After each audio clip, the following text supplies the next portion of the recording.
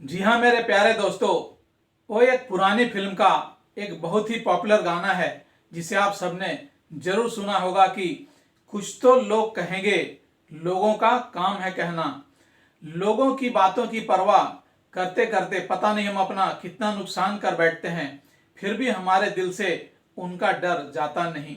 जानते हैं कौन है ये लोग जिनकी हम इतनी परवाह करते हैं? दरअसल यह कोई बाहर के लोग नहीं होते, बल्कि हमारे आसपास या अपने ही लोग होते हैं जिन्हें आपके चाल चलन या सुख दुख की नहीं पड़ी है, बल्कि उन्हें तो बस इस बात की खुजली है कि चलते घोड़े को कैसे लगाम कसी जाए। और खुदा ना खास्ता अगर आपका यह सर पर दौड़ता घोड़ा सचमुच में बैठ गया तो वही लोग आपको बीच बाजार में छोड़ चले जाएंगे। इसलिए जब आप अपने जीवन रूपी सड़क पर दौड़ रहे हैं तो निर्बाध रूप से दौड़िए। लोगों का काम है कहना, वह तो कह कर रहेंगे।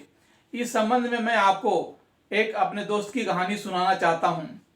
एक समय भारी बेरोजगारी और गरीबी से त्रस्त उसका परिवार जब पूरी तरह से मोहताज हो गया तो लोग उनकी कोई मदद करने के बजाय और उनसे दूरी बना ली।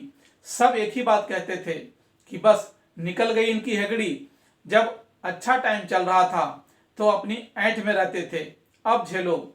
इन्हीं तानों को सुन सुनकर उसका परिवार अपने ही शहर में अलग थलग पड़ गया। हमारे साथ के तमाम दोस्तों ने भी यह सोचकर उससे किनारा कर लिया कि कहीं वह इस हालत में कुछ उनसे मांग न ले। मुझे भी उन्होंने यही सलाह दी कि इनसे दूरी बना लो, पर मैंने कहा कि ऐसा समय किसी के साथ भी आ सकता है। लोगों के बुरे व्यवहार से तंग आकर वह दोस्त अपनी पूरी फैमिली के साथ उड़ीसा चला गया। अपने माँ बाप और 4 भाई बहनों को लेकर एक अनजाने माहौल में सेटल होने चला तो गया, पर बिना पैसे के इतना आसान भी नहीं था। लेकिन कहते हैं ना कि प्रकृति के भी अपने कायदे कानून होते हैं।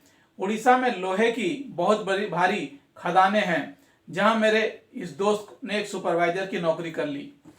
बाद में उसने देखा कि यहाँ मैन पावर की बड़ी कमी है, तो उसने फटाफट अपने लोगों को इकट्ठा करना शुरू कर दिया।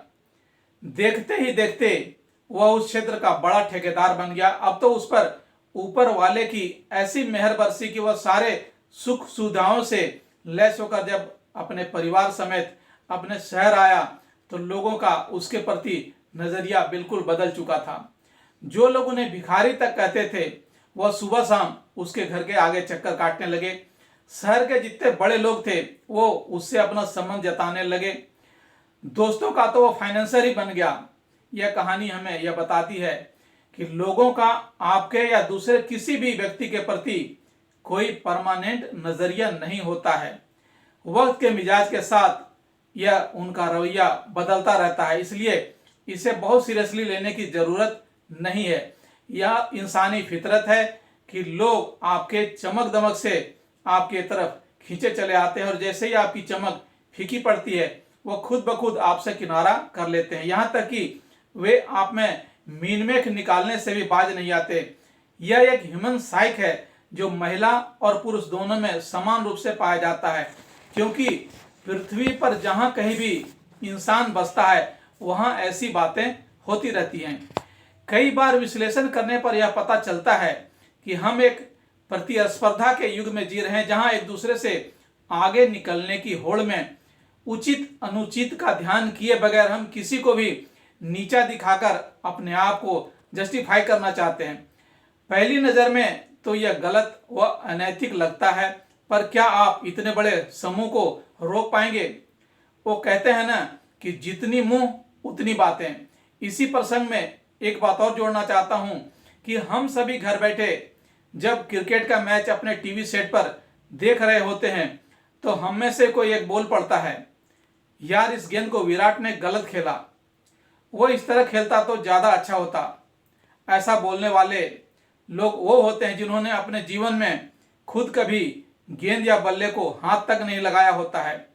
खेल तो खेल, लोग बाग किसी भी फिल्म के बारे में क्रिटिक बन जाते हैं या कभी किसी आर्ट की ऐसी तैसी कर देते हैं, जबकि बनाने वाले ने अपने जीवन भर का एक्सपीरियंस या अपना पैसा लगाया होता है। इसलिए मेरे दोस्तों, लोगों को फप्तियों को दरकिनार कर अपने काम पर कंसंट्रेट कीजिए।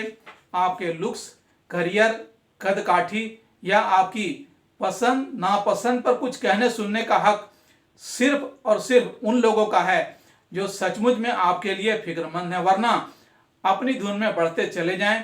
कहने वाले कभी न कभी तो थकेंगे ही। आज बस इतना ही। अंत में आपसे गुजारिश, हमारे इस चैनल को लाइक, शेयर और सब्सक्राइब जरूर करें ताकि हम आपसे बार बार मिलते रहें। धन्यवाद।